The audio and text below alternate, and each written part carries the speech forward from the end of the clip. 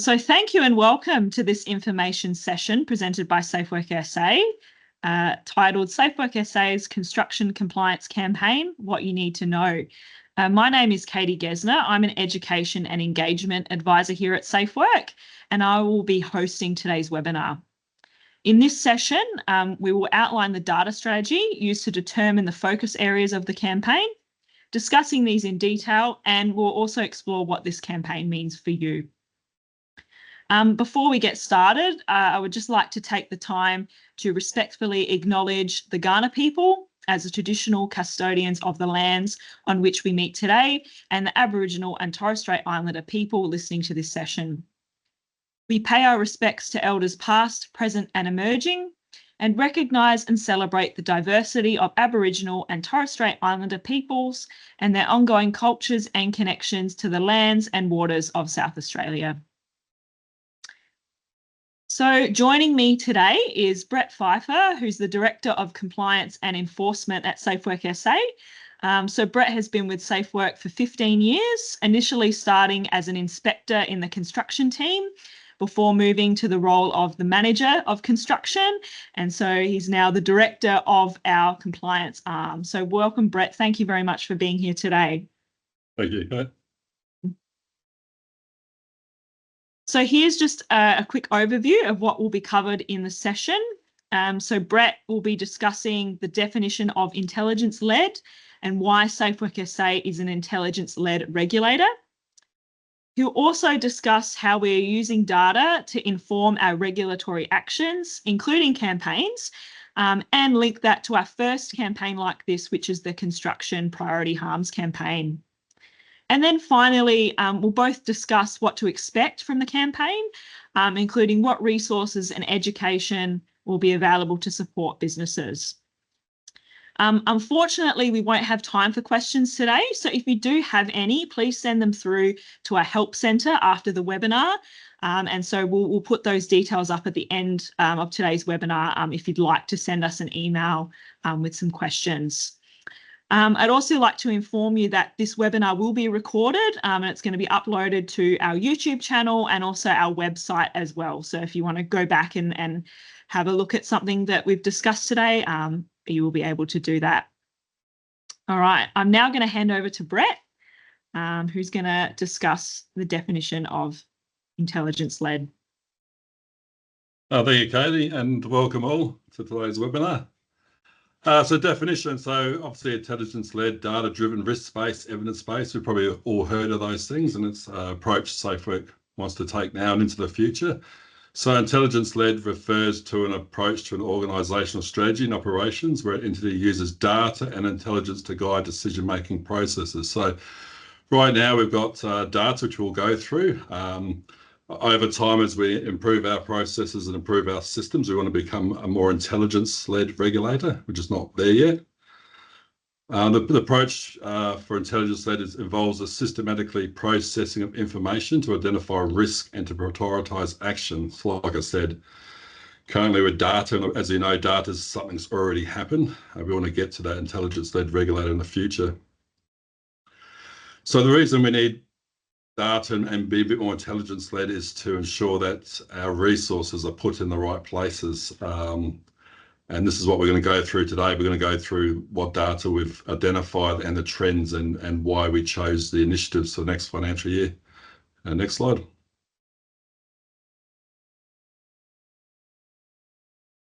Something in my way on the screen. So why do we want to become an intelligence-led regulator? So all WHS regulators are signed on to the National Compliance and Enforcement Policy Principles that underpin WHS compliance and enforcement. It's also a decision-making framework. So one of those principles is accountability. So as regulators, we've got to make evidence-based decisions, and we need to be willing to be able to explain why we've taken those action and uphold scrutiny. We've seen some reviews in other states where that's come into question about how regulators aren't using an intelligence-led to focus on things. So that's where we're heading towards. Another principle is targeted. So activities are focused on the areas of highest risk or the regulator's strategic enforcement priorities. So we have a strategic plan. We have plenty of national strategic plans. We've got the WHS national plans. So there's a lot of plans out there. So it's about pulling them all together and seeing what we can do. So where this all come from is back when Labor made election promise that there'll be a root and branch look at SafeWork SA about our effectiveness. And they engaged a person by the name of John Merritt, who was formerly the boss of WorkSafe Victoria.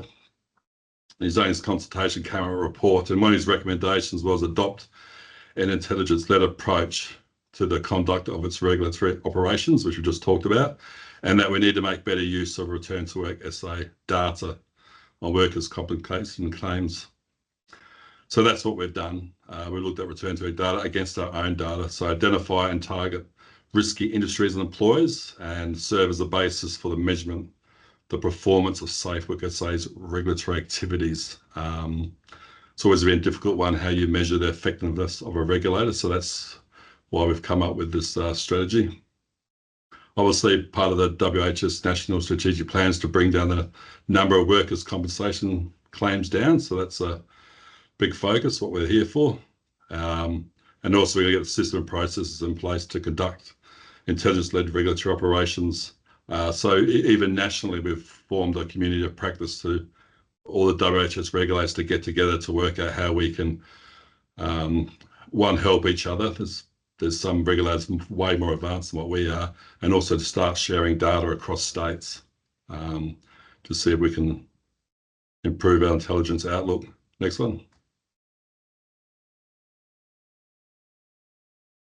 So from that Merit report, that SafeWork developed a 10-year targeted data strategy. So that those 10 years align with the WHS national strategy. So the strategy will go the same length of time as the national strategy. It guides how we use intelligence-led regulatory operations. The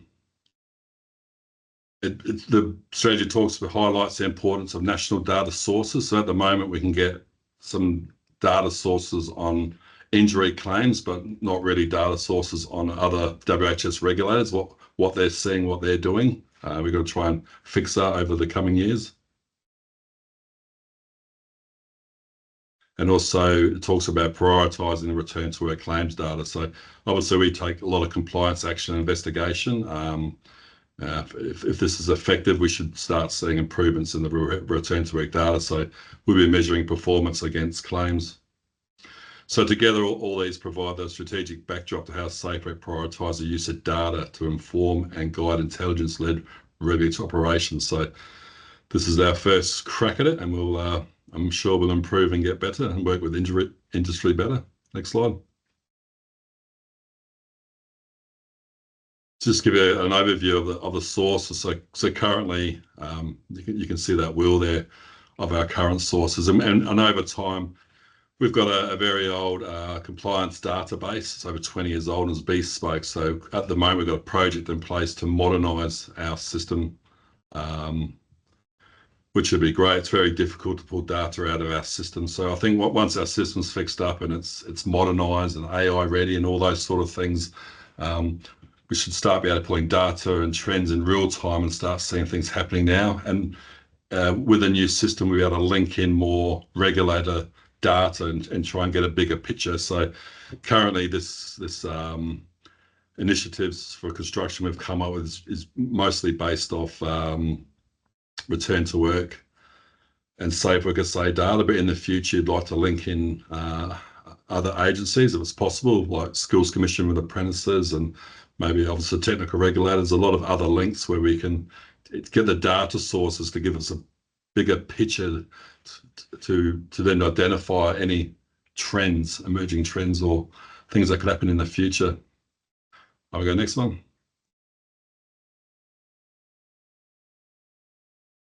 So you're probably aware the Australian Work Health Safety Strategy, the current one's identified 6 priority industries and construction is one of those. So they made it quite simple to target one for a bit of scrutiny. So when we look at the return to work data, their claims data actually aligns with the national strategy that construction is a priority industry. So that box is ticked. So we study the return to work claims to analyse how workplace injuries are described in return to work SA data. So it's really quite difficult what we use, they use, to try and get that connection. We've filtered some data. So once we've looked at the data, high level data that shows you things, then we do a deeper dive into certain areas to see if it needs action.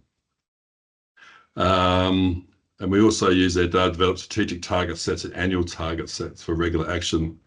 So obviously this is initially compliance, my enforcement, advisory, where Katie's from, comms team, we'll take all angles to try and assist businesses and work together to bring the injury rate down.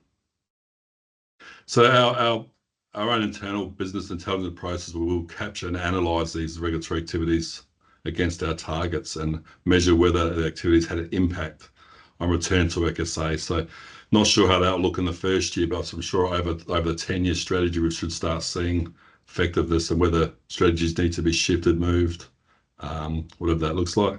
So next slide. So that's how it looks now. So we'll just stop there a sec.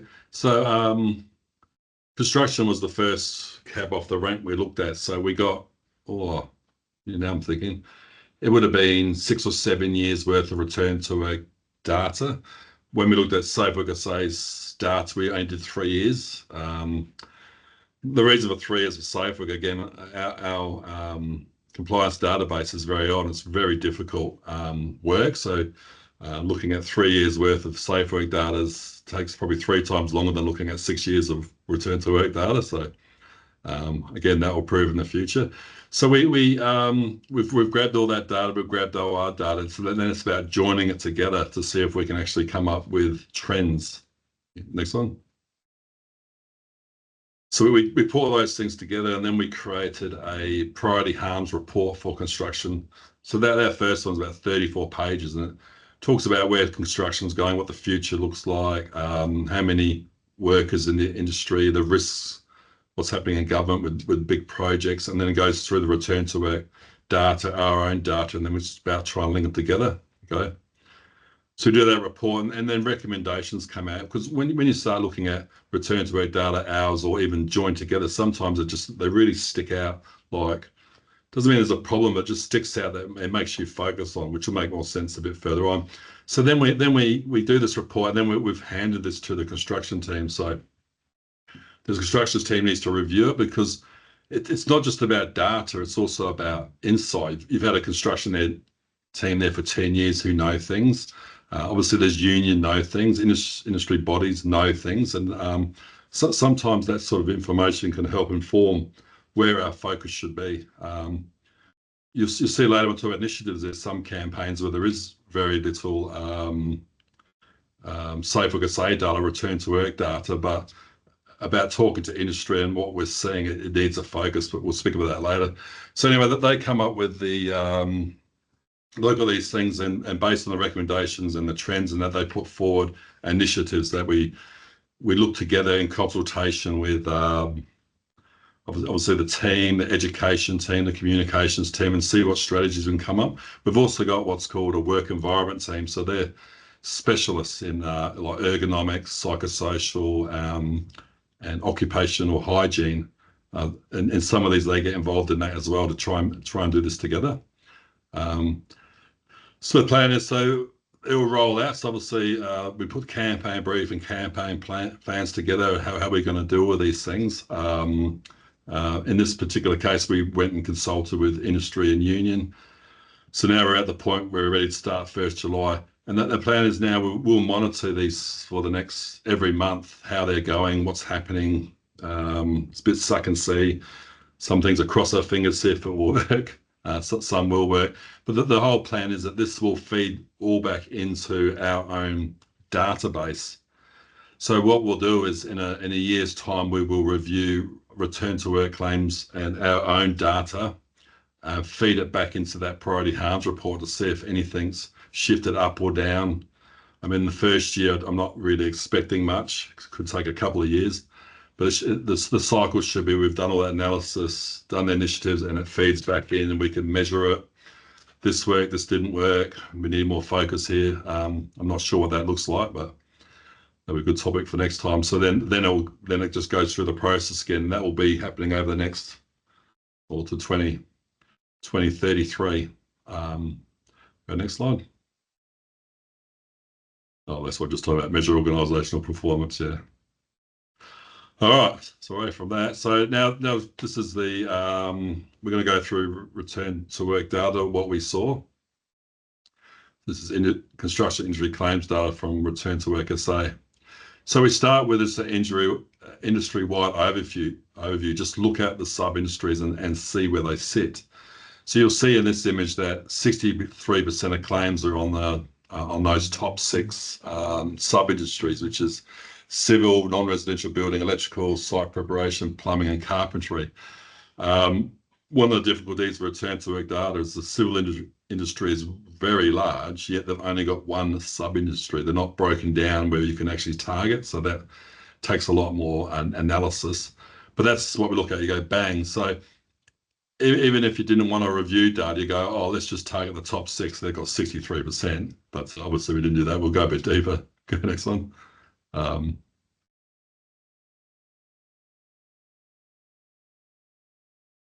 So again, so now we compare those 6 we just spoke about against all sub-industries, or just to see where they sit, and you can see there that those 6 we just spoke earlier actually fit into the top 25 of all sub-industries across all of industry. So it just shows that they're really quite high. Obviously, civil's the highest. Again, it's because everything to do with civil's captured in one, so I think that just makes sense. So if you just based on those 6, you can see the top 6 sub-industries representing significant WHS risk in South Australia. All right, we'll go next. All right, so then it's about looking at, well, who's getting injured. So you can see that left there, worker at time of injury. So we look at young people 16 to 23. So this is just construction, and bang, look how your eyes are diverted to the left there, and you can see that there's a real disproportionate amount of youth getting injured compared to majority of the construction industry. So you can see straight away, you go, gee, we might need to be considering something in the young worker based on that alone.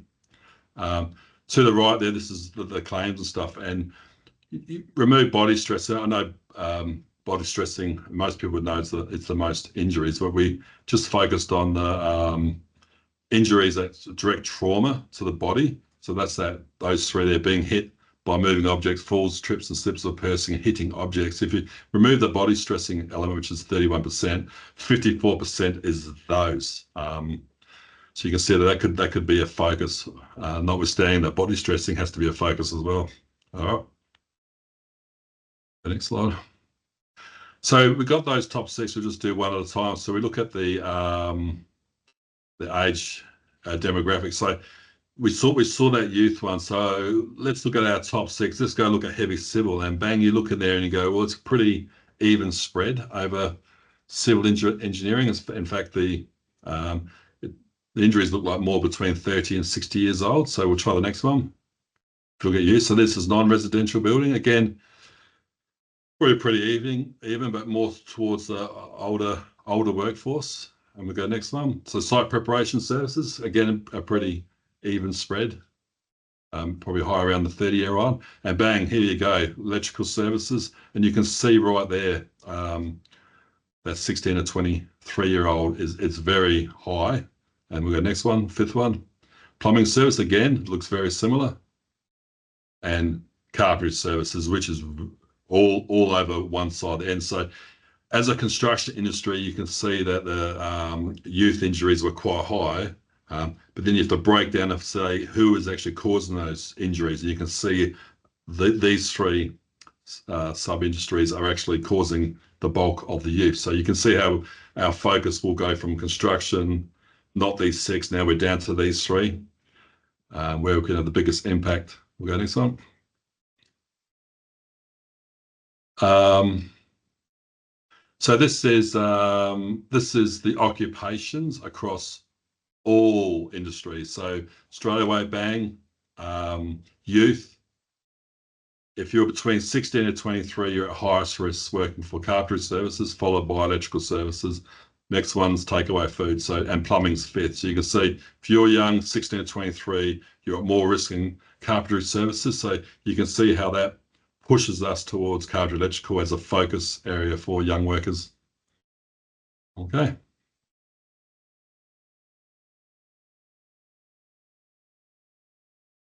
So in the data analysis guide was able to look at the TOOCS codes and stuff to identify what are the worst injuries. So you can start. It's quite hard, the high level stuff, and you really want to try and get deeper and deeper to what's causing these things. And you can see the worst injuries selected in constructions over the other side. So nearly 59% are fractures, which is quite a lot, followed by electric shock, 16%, which is obviously a notifiable dangerous incident and something I'm pretty passionate around trying to minimize.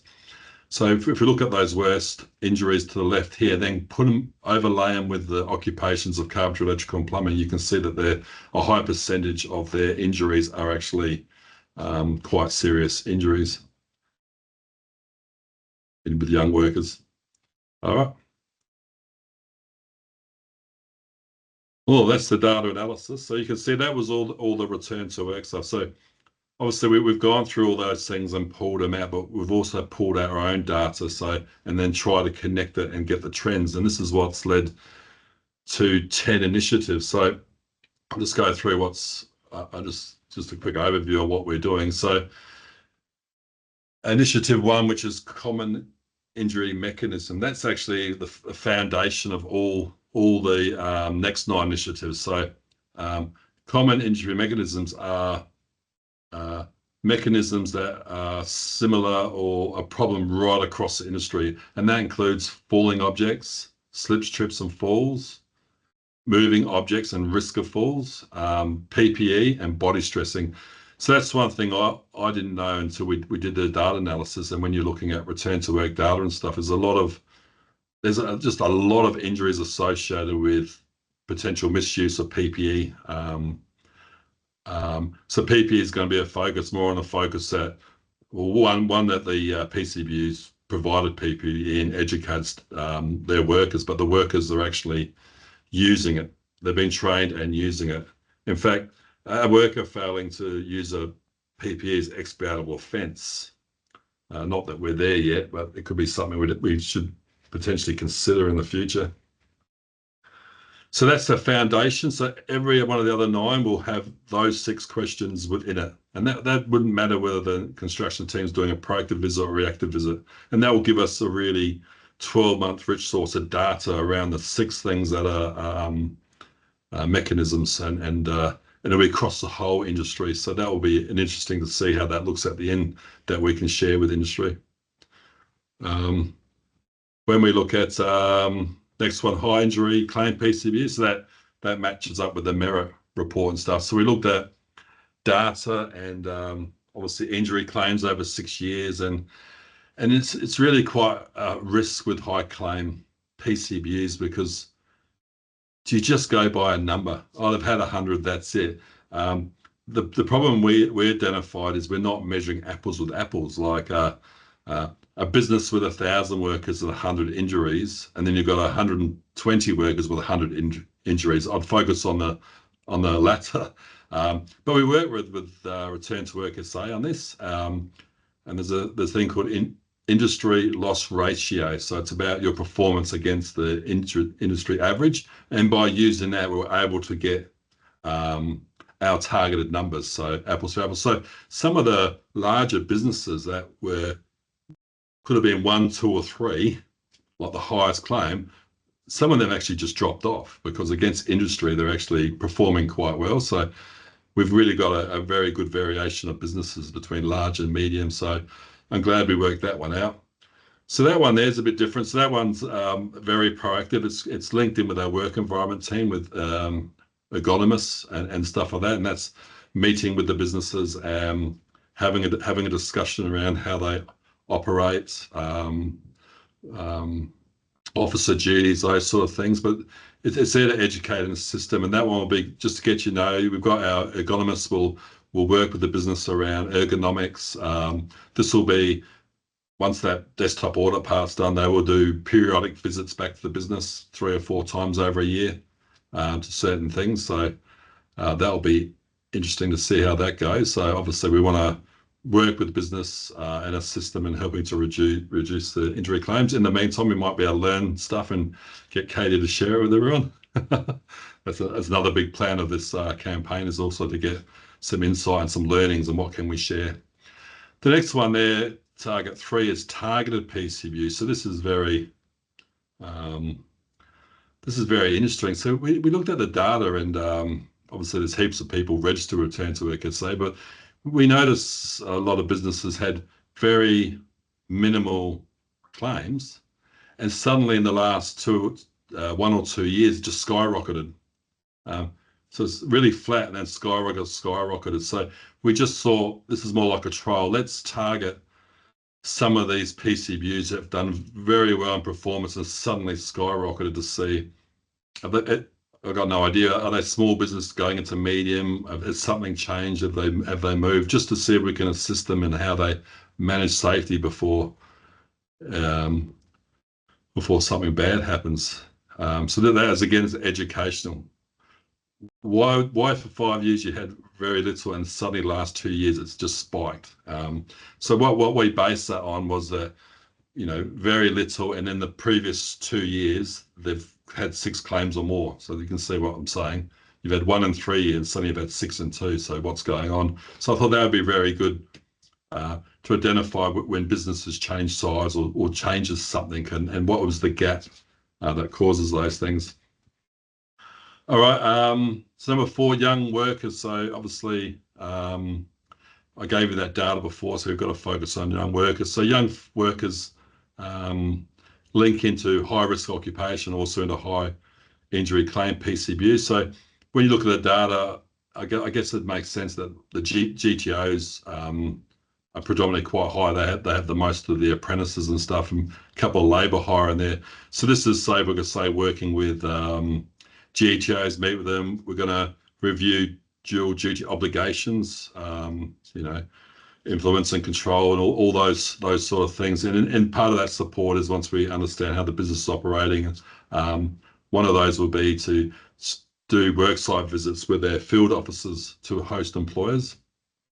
Also, with the young worker strategy, Katie's team are going to be joining the GTO committees, and then we can start sharing data, information, learnings that will go right across GTOs to help bring the injury rate down.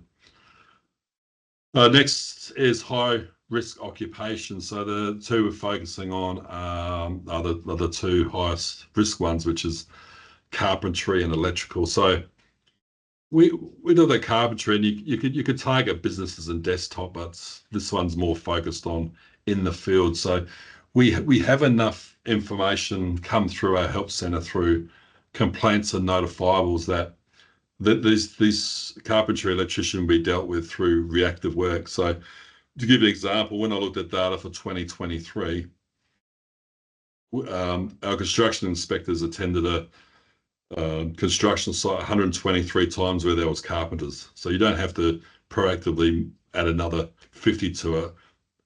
If we get, the public is the eyes and ears of construction, because it's very visible, and we get most of the reactive files the construction team get is from the public. So we're pretty confident that we will get enough audits through complaints to be able to look at carpentry. So obviously one of our big ticket items with them is their failure to manage risk of falls. It's always been a problem. So education team's going to be forming us a group with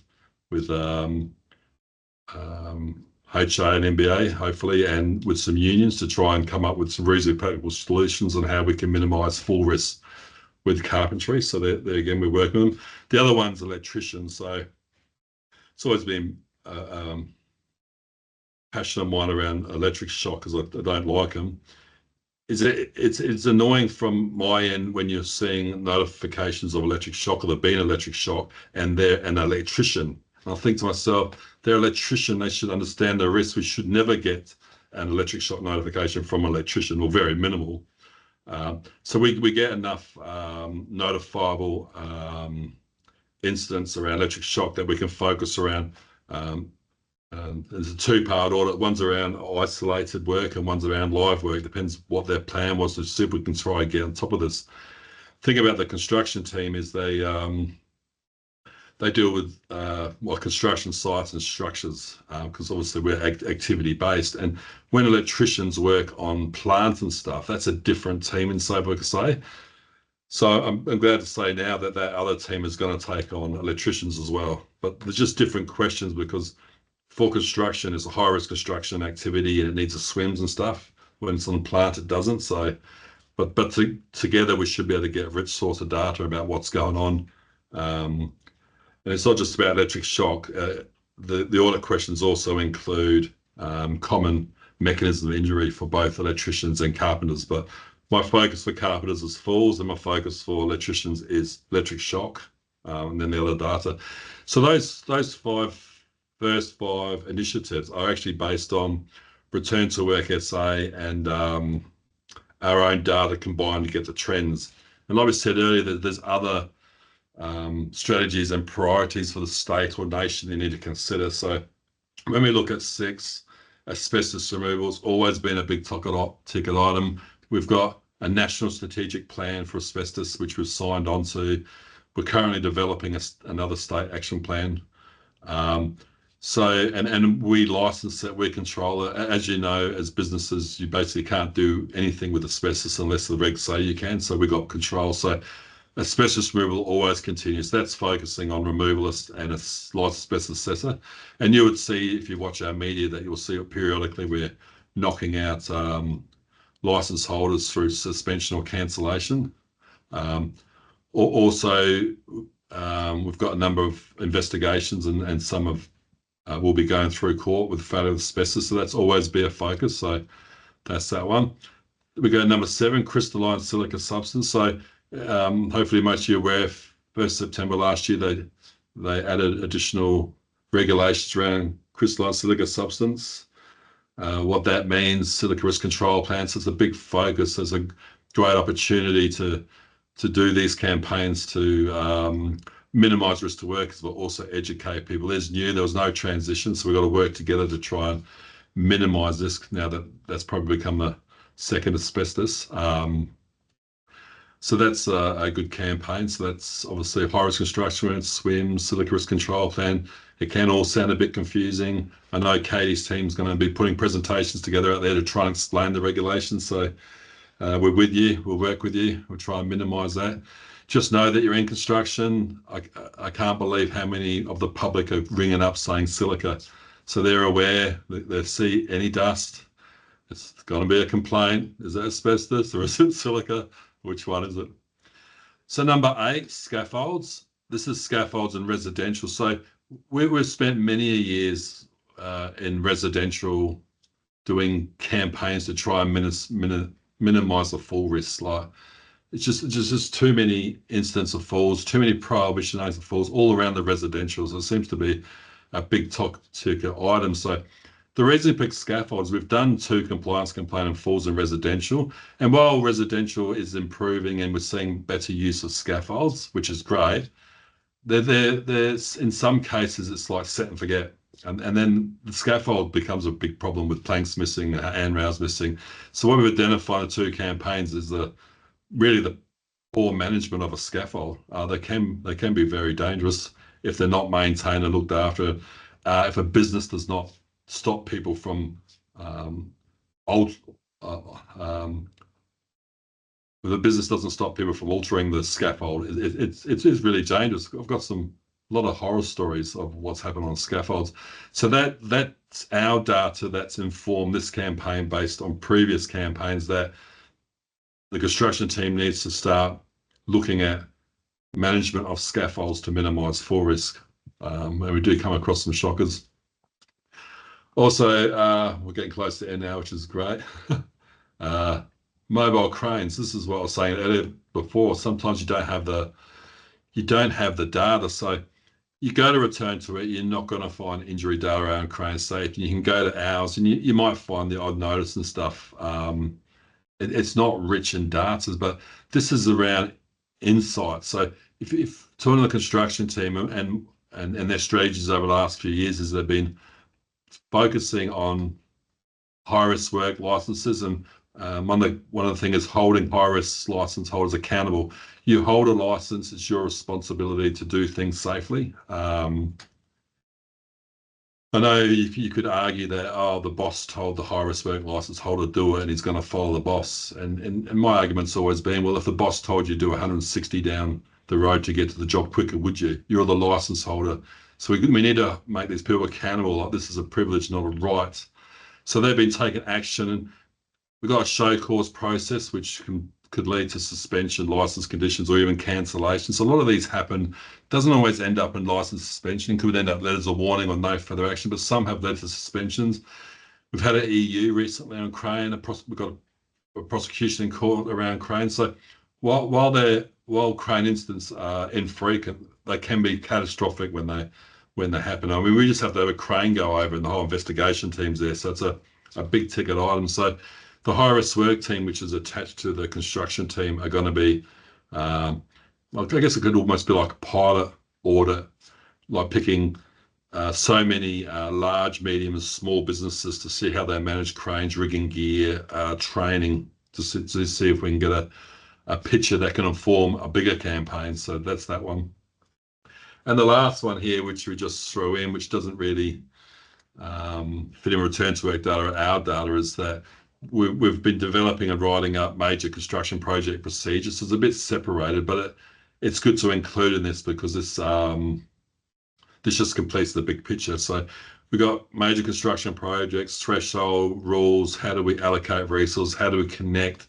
There's quite a lot going on. So obviously, two major projects that tick the box straight away is the Torrens to Darlington Tunnel and also the Women's and Children's Hospital.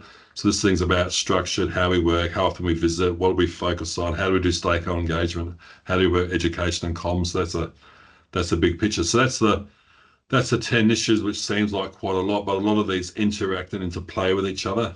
You could end up going to one job and being able to fit in 3 audits that can be shared out amongst a lot. So it's how we bring out the report at the end to show how these things look. So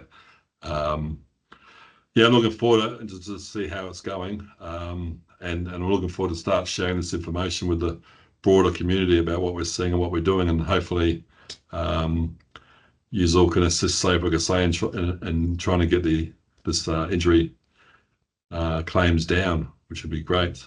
Thank you very much. Perfect. Thank you, Brett, for that very in-depth explanation of all the different initiatives, which is great. So I'm now just going to outline what kinds of educational material will be coming available as part of the campaign and to support businesses and workers like yourselves. So first of all, we actually have a brand new page on our website, which is specifically for the campaign and actually for all our campaigns. So I'm actually just going to walk you through that page now.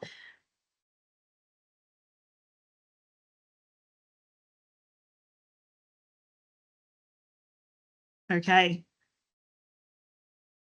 Hopefully you can see that. I think that's it. Yep. Awesome. Thanks, Brett.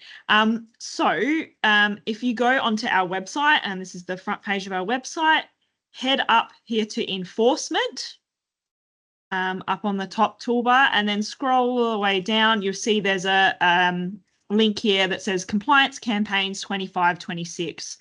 If you click that one, you'll come up to this page. And so we've got tiles here for all of our campaigns that we're going to be doing. So we're also going to be doing a manufacturing campaign, a healthcare campaign, forestry, road transport, lead risk work, and agriculture. So more information about those will come out as they become available. But if you want to learn more about those as well, they're on this page. But today we're going to focus on this construction one. So construction industry targeted campaigns 2025-2026. So if I click on this, It's got a bit of an overview about the campaign. And then we have here the diagram that Brett just went through. But here we can actually click on each of these initiatives. So if I click on Common Injury Mechanism, and this is going to now take me to a page about the common injury mechanism. So it's going to talk about what the common injury mechanisms are, the campaign outcomes. It's got information there about the data and about how we selected these as the common injury mechanisms.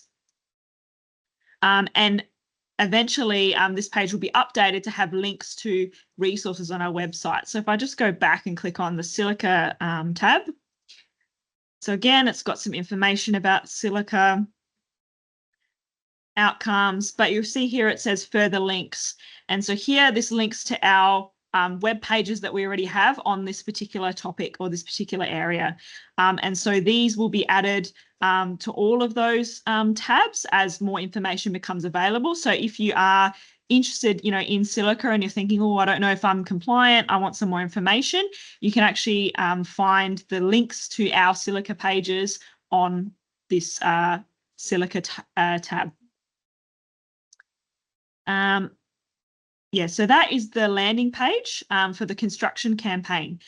This will eventually be put on our front page as well, but for now, to find it again, if you go up the top, enforcement compliance campaigns 25-26, and then hop onto the construction industry page. Okay, I'm just going to head back now to the PowerPoint.